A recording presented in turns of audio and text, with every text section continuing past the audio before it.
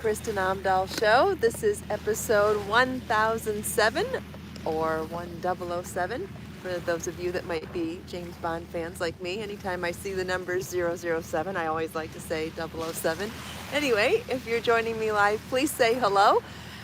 We are in Southwest Florida at the beach today, and it is so beautiful here. It's so beautiful and relaxing. The water's beautiful, the waves are beautiful. The birds are out. I haven't seen any other animals yet, but maybe we'll get lucky today. Wait a few seconds for people to pop over from pre-chat and notifications. Good morning, Judy. Happy Thursday, everybody. Hi, Leona. Hi, Barbara. Hi, Melanie. Hi, Grace. Good morning. Hi, Angela. Welcome back to the Kristin Omdahl Show. This is episode 1007, and we are live in Southwest Florida at the beach. Hi, Judy, Donna, Zita, Thea, Judy, Helen. Good morning, everybody, and welcome back. Thanks for taking time out of your busy day to spend a few minutes with me. Hi, Ann and Lori and Gabriella. The beach is so calm and beautiful today. The water's beautiful. The water looks really clear, too. Maybe we'll head down there and check it out. I brought the samples today that I forgot to bring yesterday, and also brought some more examples of different ways to add some interest to your color work. Very easy ways to add interest to your color work. Hi, Nancy and Catherine, Christine, Ann, Donna, good morning. So glad you could all be here. Okay, so quick recap from yesterday. Yesterday, I was showing you how to do your own DIY gradient with 3 strands of yarn, so that you go with 3 strands color A to 2 strands color A, 1 strand color B, 1 strand color A, 2 strands color B, and then 3 strands color B. And this was a gradial increase out from the center motif version of things that I've done in more linear examples before. So this hat I did on a Designing Live episode last year, I believe. So this one went from eggplant to olive, and this one went from, I think, platinum to black. Okay, and then I also did it on a cowl before, which is the Roxy knit cowl, and this one, these were all done in Be So Baby yarn. This one I went from bubblegum to watermelon. So it's 3 strands of one color, then 2 strands of the first color, 1 strand of the second color, 1 strand of the first color, 2 strands of the second color, and then 3 strands of the second color. So whether you do it, this is in the round, this is knit, these are both knit and in the round, but worked even in the round for the tubes. And then this is a crochet motif variation of it, same color technique. You could do this in rows, rounds, motifs, anything, an afghan, a blanket, a shawl, it does not matter. It's a color technique, so it's not specific to knitting, crochet, or any kind of a project. It's a color technique, which is really awesome, that not only can you modify your own patterns in so many different ways, but the way you change color does it as well. So the DIY gradient is one way to mix things up. And then one of the other things that I wanted to show you today is how you can stagger stripes to make them blend in a little bit. So obviously this would be the most subtle way to blend in colors. And if you were to add 4 or 5 strands, so it would be 5 of color A, then 4 of color A, 1 of color B, 3, 2, 2, 3, 1, 4, and 0, and 5. It would get even more subtle. So the more strands you do, the more subtle you can make this shading. So that's interesting as well. Also, it doesn't have to just be in one direction. It could go in this direction and then back in the other direction. You could add a 3rd color and then transition from B to C. So lots of ways that you could even go further with this. But what I wanted to also bring you today were some samples showing how you can stagger stripes. So like, let's say you're almost done with one stripe and you're ready to start the next stripe, If you alternate one row or a couple rows each of those two colors, you can soften the change between the stripes. So for example, on this blanket, this is a really great example of that. This is a granny stitch, a chevron granny stitch pattern that I used for this blanket, and I've done it in solid colors over the years, and I've done it in stripes over the years, and in this particular one, it's called the Rainbow Connection Crochet Afghan, and you can find this pattern on my website. In this particular one, I stagger the colors, so like from this color, so this is violet, and before I go from violet to orchid, I alternated one row each of the two colors to soften it. Can you see how that softens up the colors? In this particular pattern, it actually pixelates it a little bit too.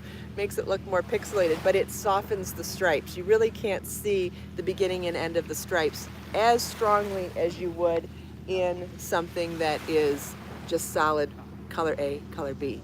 And here's another example. I want to show it to you off first, and then I'll put it on. This is the Sydney Throw.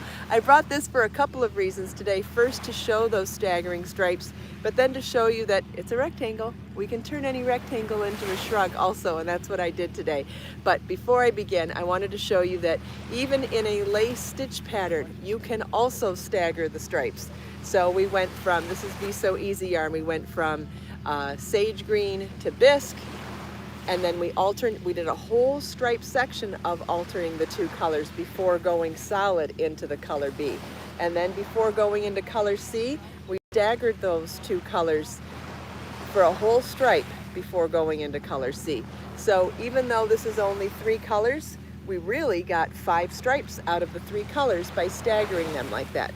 Isn't that beautiful? Now this is a rectangle, but it looks a little folded right now, and that's because I threw some pins in it, or some butterfly clips on it this morning to temporarily show you how cute a rectangle like this can look as a shrug. Isn't that great? So without the clips, I'll take them off if you really want to see it as the rectangle, but you can see it as the throw on the pattern pages. There's plenty of photos of that.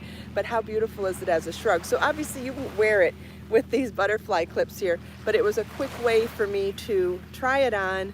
That's another reason why the split ring stitch markers are such an important tool to have in your knit and crochet toolbox. And I still have a bunch of them for sale if you want to get them. They're such a great deal and such a great tool. Not only are they great for stitch markers for both knit and crochet, but they're great for temporarily securing something so you can try it on and see how you need to adjust the drape or adjust something, adjust the sizing. So instead of doing that this morning though, I grabbed my butterfly clips because they were close, and what I did was I clipped here at the edges first so that why don't we just do it? I'm going to take the whole thing off, show you the, obviously it's a little more challenging doing it here without a table, good morning, or a full-length mirror, but I'll show you anyway, and it would just be that much easier for you. Don't know what the name of the stitch pattern is, but you can find this pattern on my website. It's a beautiful stitch pattern. So there are the color stripes again, and here is the throw. Okay, so if you're wanting to wear it, and I did it with the sage up, let's do it with the blue up now. So when you have something striped like that, you can focus on the different colors as well to see which one goes with your outfit or maybe flatters you better. All right, so we're going to start by finding the 2 corners and pinning here, and then finding these 2 corners and pinning here. Again, this is not how I would style it. I would actually do a quick stitch to sew the sleeves together, but to show you how to figure out where, you need to figure out where you want to sew it first, and where I want my sleeve to start and end might be different than you. It might be determined based on your bust or your rib size or your arms, or how much of your arm you want to cover. This is where customization is so special when you're making handmade clothing. You can customize it for your specific needs, your aesthetic preferences, and your physical needs. Really awesome. Anyway, so now that we have the 2 corners clipped, what I like to do is kind of eyeball where I want it. So I want it to be somewhere like here, but I need to pull this out now and make sure I grab these two evenly. If you don't pull this out, it's very easy to not grab them evenly. You want to make sure you grab the same distance on both. And we may end up adjusting this again, but I'm starting by eyeballing it, and you'll see. Okay, and then I'll pull this one out like that and do the same thing over here.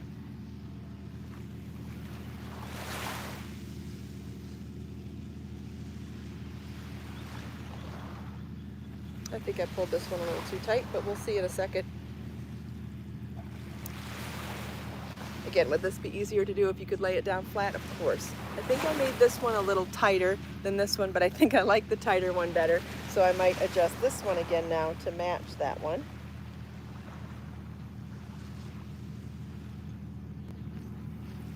Okay, so whether you did this with split ring stitch markers, safety pins, or butterfly clips or whatever, getting this sizing is really important. So now that I feel like it fits me well, God, it's so cute, right? Now that I feel like it fits me well, I could go in and corset tie this with a crochet chain or an I-cord, or I could sew it permanently or sew it temporarily. Either way, it's great. I'm gonna back up so you can see more of it. I think it's so pretty. Isn't that great? Yeah, so anytime you make a smaller throw or a smaller rectangle piece, as long as it's within your arm's reach, right? As long as it is not much longer than from cuff to cuff, you can take any rectangle, any square or rectangle, and turn it into a shrug as well. The reason why I corrected myself and said rectangle or squares, remember how beautiful the Fabergé Afghan turned out as a shrug too. That one is amazing. I didn't bring that today because that wasn't the theme today. I really wanted to talk about color work, and then I got super inspired to show you that you could wear this in a variety of ways also. But I thought, you know, whether you're wanting to just create without a pattern or whether you want to change up a pattern a little bit, one of the easiest ways to do that is with color and with combining colors. So any kind of a stripe, you can do that. I wanted to show you another example of stripes. This one has two different types of striping in it. This is the Hadley shawl. Crochet shawl pattern you can find on my website, and so it's a top-down construction, and I started with the first color and worked my way through 6 colors to the end of the triangle section. And then for the edging down here, a couple of reasons why I did it this way. For one thing, I thought the aesthetic of going from A, B, C, D, E, F back in the opposite direction towards A was going to be a very interesting color change, and going from, I think these are 7 row stripes to only 1 row stripes over here was another way to change it up. But here's the other thing. I wanted to get the most efficient use out of my yardage as well. And so if you figure, if color A only uses this much color in this stripe, it's the color you're going to have the most of down here.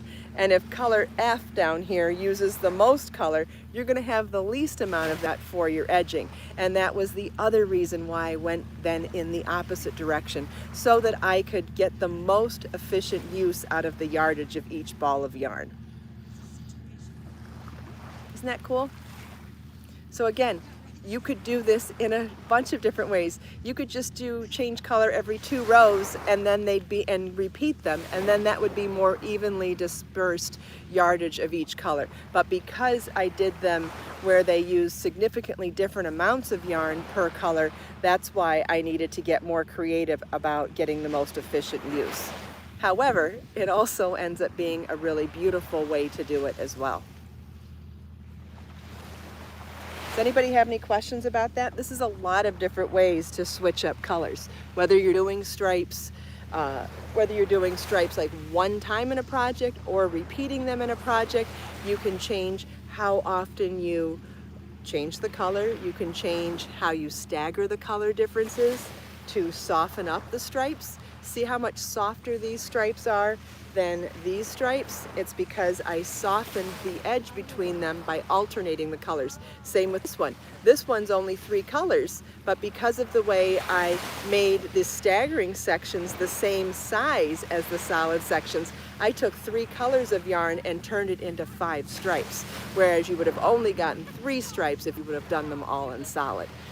So another way to change it. And then the DIY gradient, another amazing way to change color. And not only is it amazing to do one time, but you could do it with multiple colors as well, or you could do it in multiple directions, whether you wanted to do motifs or work linear, flat. You could do this for Afghan shawls, or in the round projects like this, you could add more colors so that you went from A to B and then from B to C. Or you could even just change direction. So like on the motif here, I went from color A to color B. On the next adjacent motif, maybe go from color B to color A. And then on the next motif, go from color A to color B. So sky's the limit. Sky's the limit when you want. And the real beauty of this type of simple color work is it doesn't require a certain kind of pattern. You can play with color in any pattern. Anyone.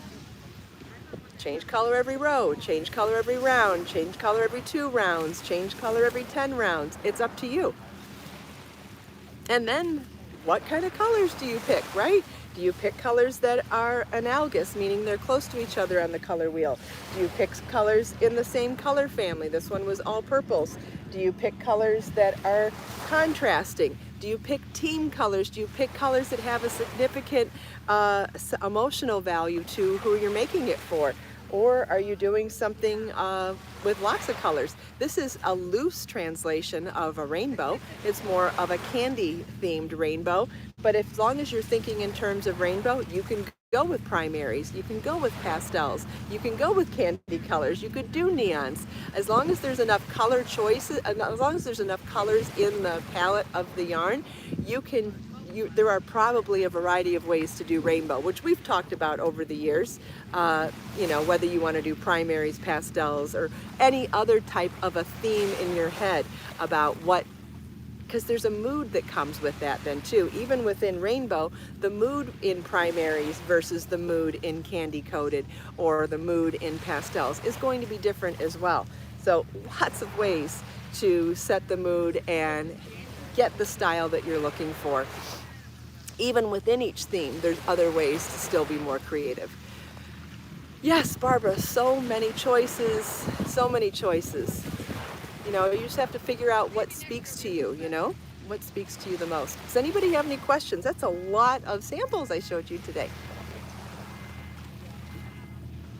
I'll wait and see if there's any questions. Here comes the sun.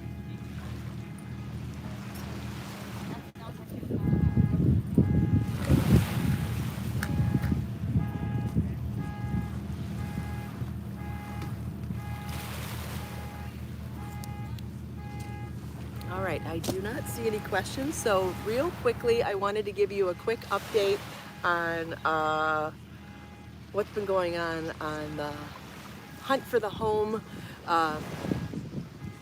Name of shrug. This is actually a throw pattern, and this is the Sydney, and you can find it on my website.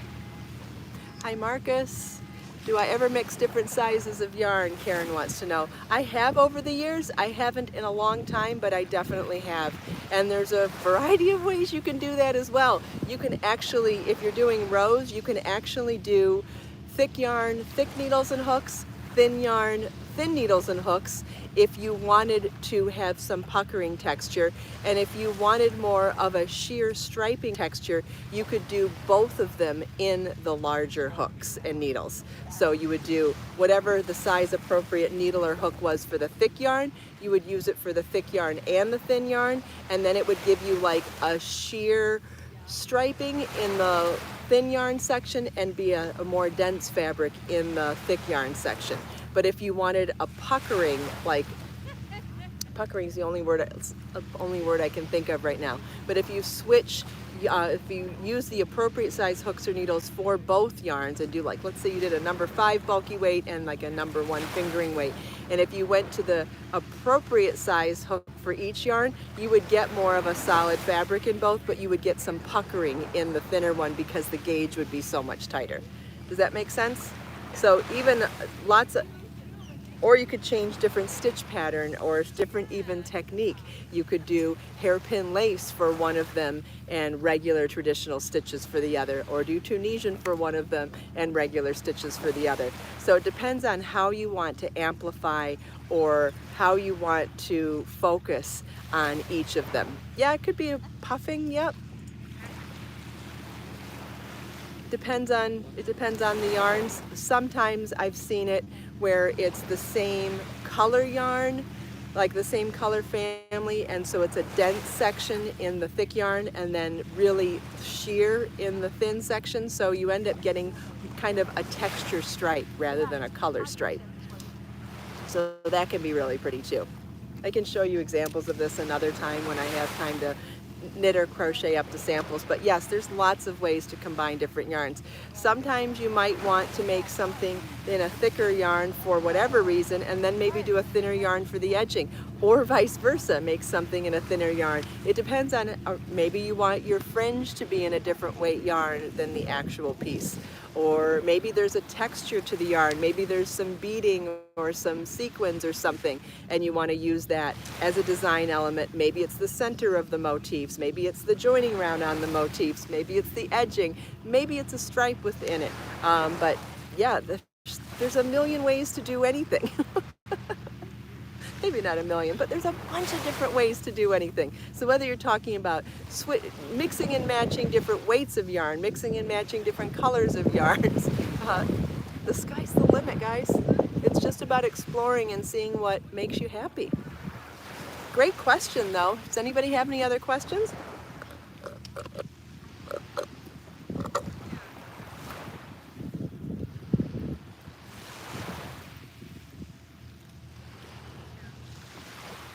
All right, if there are any questions pertaining to that come up, I will interrupt myself to answer them, but I wanted to let you know that I did go RV shopping over the weekend, and I even test drove one for the first time. So anytime you have a goal or a dream and you don't know how to make it come true, sometimes you just have to start working on things, right? So my biggest fears about living in an RV were A, learning how to drive it, and B, learning how to clean out black water tanks. So I watched videos on the black water tank, which wasn't nearly as scary as I thought. And over the weekend, though, I got a Facebook ad that there was an RV show in the area. So I went there to check some out, try to figure out if I could even envision myself working and living in an RV with Bjorn, and whether or not I could see us doing it. So I found some really cute, and seeing how much they cost and all that good stuff. So I did find a 29-foot RV that I thought was doable. It was livable. It was a little expensive, but it seemed doable. And so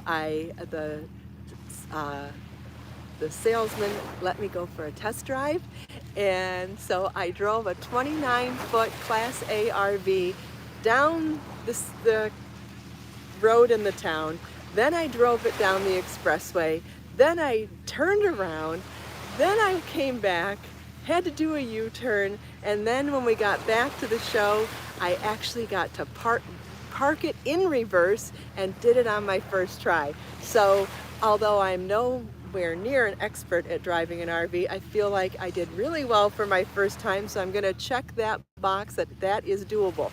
Both of my biggest fears are doable. I did not purchase the RV. It was too expensive and outside my budget, but I am going to keep looking. I do believe that it would be an amazing experience for Bjorn and me to travel and to continue blogging and doing videos and tutorial videos on knitting and crochet and maybe some other things that come up along the way. So if you know anybody selling one, if you have any ideas for me, if you have any tips for me, I will be sharing all my tips along the way, this journey. So yesterday I shared a little clip video on think Instagram and TikTok of me driving it. I'll see if anybody that wants to give me your tips, please leave them in the fixed comments when the show's over. I won't be able to see all of the streaming comments, so please leave them for me in the fixed comments. If you have suggestions, wonderful. If you know anybody that might be selling one that's reliable, my dream would be to find one that's super reliable, engine and mechanics and all that stuff, but maybe needs a little DIY work, cosmetic work on the inside. That would be super fun for me and probably more affordable, because the newer ones were outside my budget. That's okay. It just means I haven't found mine yet, but that's my dream, and I'll be sharing how I try to get there with all of you. Yeah, I feel a little hopeful about the future today. Thanks, Colleen. Yeah. I feel like it seems like a way that I could still work full-time and live full-time and be able to travel a little bit, and be able to afford it if I find the right one. And it just feels like an adventure, and I haven't been on an adventure in a really long time, being a single mom for 18 years, and working from home all these years too. I'm ready to go on an adventure. And so it's my dream, and I'm just putting it out there. I don't know how it's going to happen yet, but I am working on it. Yes, I would live in it full time. Yep. Yep.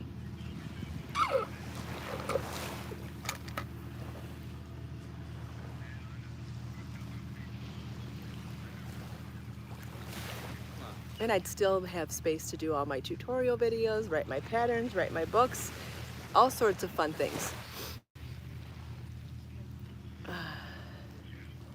Yes, but in order for this to happen, I still need to continue selling everything off. So if you're still looking for some yarn, and if there's yarns that you haven't purchased that you want before they go away, please continue to buy them. There is quite a bit of yarn still left. There's a bunch of colors still left in Easy and Baby and Luxe, and what else? Be So Bare Cotton and some Vivid. Because I will not be able to take those on the road with me. I'm going to have to downsize so much. Probably be selling off a bunch of my personal items too.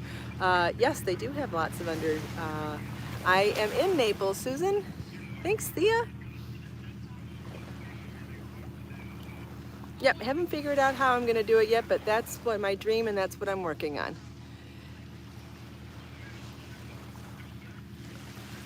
Yeah, I'll find a way to make sure that I can still bring my piano, my guitar, my knitting and my crochet, all of my video recording equipment. I'll make sure that I have space for all of that. Oh yeah, living on a boat would be amazing too.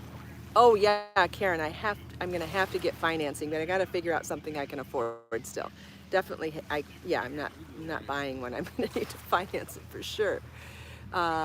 Yes, there is a place near where my mom lives where I can park it permanently. So it's an RV resort park, so then I could be close to my mom when she needs me, and have a home base, and then I could still travel. Marlon is moving out in with Jess in a couple of months, so Marlon's not going to be living with me in a couple of months, so that seems like part of the catalyst for realizing that this might be a good time. Yes, I watch a lot of YouTube videos. Yes, there are lots of people doing it. But I think it'd be fun to continue doing my knitting and crochet videos and doing more cooking videos, and maybe even focusing more on cooking for one, since this is going to be my new empty nest life too. With Marlon not around all the time, I will not be cooking for an army anymore. So there's so many changes coming, and Bjorn's coming with me. So yeah, so if anybody has any suggestions and you want to leave them in the comments, let me know. If you know anybody selling one that's reliable and budget friendly, let me know. Let's see what we can figure out. Thanks, Nargis. I'm not sure why your heart is breaking. Yep. Yeah, I know a lot of people say it's hard to cook for one, so I feel like that would be a really great point of view for me to focus on in my cooking videos once I downsize. I'm going to have to downsize anyway, whether it's to go into a one-bedroom apartment or to possibly find an RV that I can afford and live in full time. It's going to be my new POV anyway as an empty nester. Oh yeah, I'm definitely going to take a sewing machine, definitely. Yeah, and won't it be fun? Then I can share even more beaches with you. My goal is to do this and have a home base close to my mom to take care of her, but also be able to travel all over Florida and show you all of the beaches here. I figure that'll take a long time before I even ever consider traveling out of state. I want to see all of Florida first, and I want to share it with all of you too. All right, so that's my, yes, I do play guitar and piano. Yep, I play piano way better than I play guitar, but I'm still learning guitar. All right, does anybody have any other questions?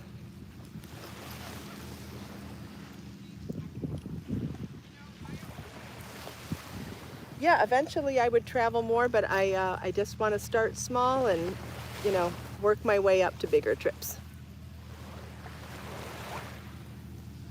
Yeah, I have a lot of things that I want to explore with cooking for one and eating for one, and I will be sharing all of it with you regardless of whether, regardless of where I end up living. I still don't know yet. But yeah, that's going to be my new POV going forward for sure. Okay, I don't see any other questions, so again, if you have suggestions or anything else to share with me, please let me know in the comments when we're no longer live.